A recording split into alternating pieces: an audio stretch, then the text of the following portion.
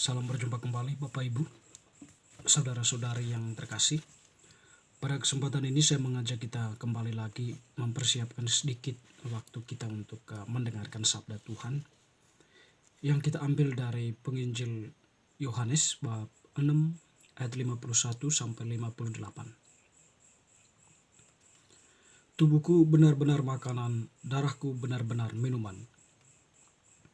Sekali peristiwa, Yesus berkata kepada orang banyak, "Akulah roti kehidupan yang telah turun dari surga. Jika seorang makan dari roti ini, ia akan hidup selama-lamanya. Dan roti yang aku berikan itu ialah dagingku, yang akan aku berikan untuk hidup dunia." Orang-orang Yahudi pun saling bertengkar dan berkata, "Bagaimana dia ini dapat memberikan dagingnya kepada kita untuk dimakan?" Karena itu kata Yesus kepada mereka, "Sesungguhnya aku berkata kepadamu, jika kamu tidak makan daging Putra Manusia dan minum darahnya, kamu tidak mempunyai hidup di dalam dirimu. Siapa saja yang makan dagingku dan minum darahku, ia mempunyai hidup yang kekal, dan aku akan membangkitkan dia pada akhir zaman. Sebab dagingku benar-benar makanan dan darahku benar-benar minuman. Siapa saja yang makan dagingku dan minum darahku, ia tinggal di dalam aku, dan aku di dalam dia. Sama seperti Bapa yang hidup mengutus aku, dan aku hidup oleh Bapa. Demikian juga siapa saja yang memakan aku, ia akan hidup oleh aku. Inilah roti yang telah turun dari surga, bukan roti seperti yang dimakan oleh nenek moyangmu, dan mereka telah mati. Siapa saja yang makan roti ini, ia akan hidup selama-lamanya." Demikianlah sabda Tuhan, terpujilah Kristus. Teman-teman yang terkasih, Bapak Ibu, sahabat-sahabat, saudara-saudara, bacaan yang kita dengarkan tadi merupakan bacaan untuk hari Minggu, bertepatan dengan Hari Raya Tubuh dan Darah Kristus. Jadi dalam bacaan Injil, kita mendengar bagaimana Yesus sendiri memberikan pengajaran atau membuka wawasan iman para pendengarnya, para muridnya juga tentunya, akan keberadaan Yesus yang yang menyampaikan diri atau yang menunjukkan dirinya sebagai benar-benar makanan. Tubuhnya adalah makanan dan darahnya adalah minuman.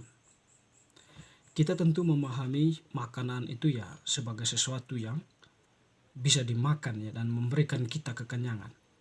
Demikian pun minuman, kalau kita minum tentu rasa haus, rasa dahaga itu akan hilang. Dan pula berpikir seperti ini, seperti orang-orang Yahudi ya, yang pada waktu itu mendengarkan Yesus juga mengajar mereka, atau Yesus yang sedang berbicara. Bagaimana dia ini dapat memberikan dagingnya kepada kita untuk dimakan? Gitu?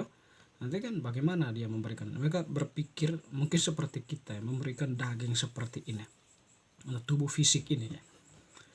Dan yang menarik teman-teman, Yesus mengatakan bahwa, atau Yesus menjawab mereka, "Sesungguhnya aku berkata kepadamu, jika kamu tidak makan daging Putra Manusia dan minum darahnya, kamu tidak mempunyai hidup di dalam dirimu."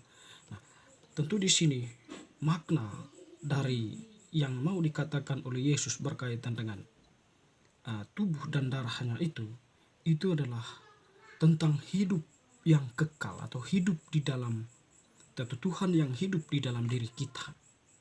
Kalau kamu tidak makan, kamu tidak mempunyai hidup di dalam dirimu. Kalau kamu makan dan meminum darahku, jadi kamu mempunyai hidup di dalam dirimu. Mungkin ini mau menjelaskan sebuah relasi persatuan antara kita dengan Yesus. Kita bersatu dengan Yesus ya. Dan Bapak Ibu saudara-saudari yang terkasih,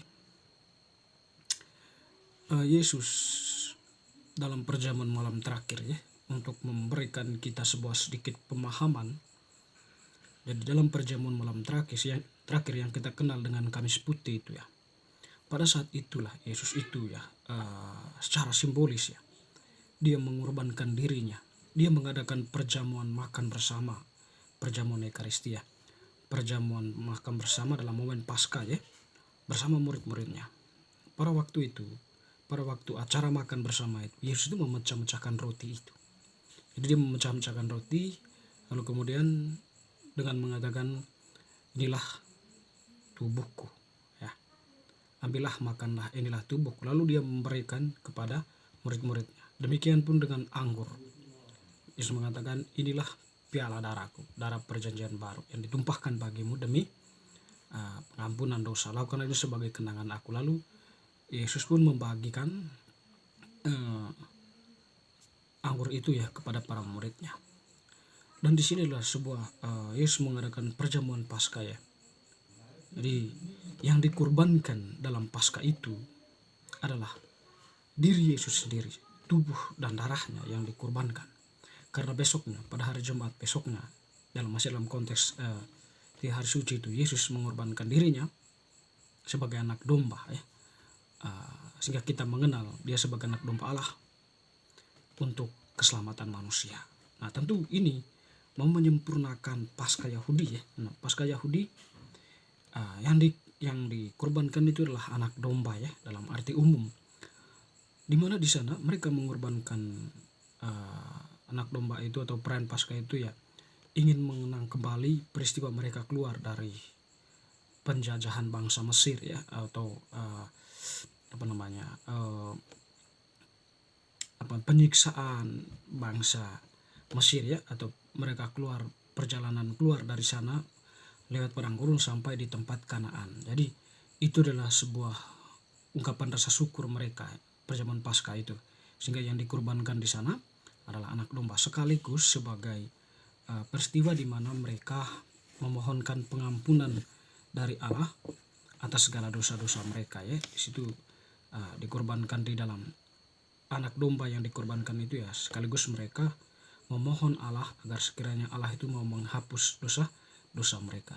Sedangkan dalam peristiwa Yesus Kamis Putih itu, Yesus sebagai anak domba ya mengorbankan dirinya lalu untuk keselamatan manusia. Dengan sudah ada sebuah perbedaan atau sebuah penyempurnaan bahwa Allah sendirilah yang berkorban di sini, anak Allah sendiri yang berkorban di sini, anak domba Allah sendiri yang berkorban di sini untuk keselamatan manusia, untuk keselamatan semua orang. Ya, dengan demikian maknanya itu lebih mulia, lebih jauh dari Paskah Yahudi itu.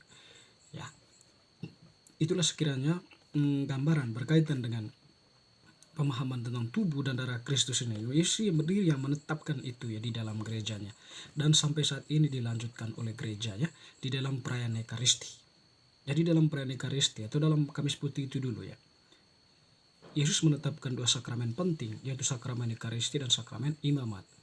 Mengapa sakramen imamat? Karena yang mempunyai otoritas atau orang yang diberikan otoritas untuk menghadirkan kembali Yesus secara nyata dalam perayaan Ekaristi hanyalah imam atau uskup ya. Dengan demikian ya, mereka yang mempunyai otoritas atau mereka yang mendapatkan tapisan imamat itulah yang mempunyai otoritas untuk mengadakan menghadirkan kembali Yesus. Dalam perayaan Ekaristi itu ya, kita mengenal peristiwa substansi ya, transubstansi. Jadi dalam perayaan Ekaristi itu ya, tubuh dan darah Kristus, atau kita mengetahui materi yang disiapkan di sana yaitu hosti dan anggur ya. Jadi ini adalah materi manusia ya, materi yang dapat kita lihat. Jadi dalam perayaan Ekaristi teristimewa dalam konsekrasi, dua konsekrasi. Ketika imam mendoakan doa konsekrasi itu ya, pada saat itu ya, dengan kesadaran iman ya, hosti dan anggur yang ada di depan kita ya, karena kuasa Roh Kudus secara transubstansi mengalami perubahan, yaitu menjadi tubuh dan darah Kristus. Nah, itulah iman kita ya, sangat-sangat misteri ya, sangat-sangat dalam. Memang secara logika manusia bagaimana itu terjadi, apa yang berubah, masih seperti itu. Iman kita, logika iman kita lah yang akan memampukan kita untuk bisa sampai di sana.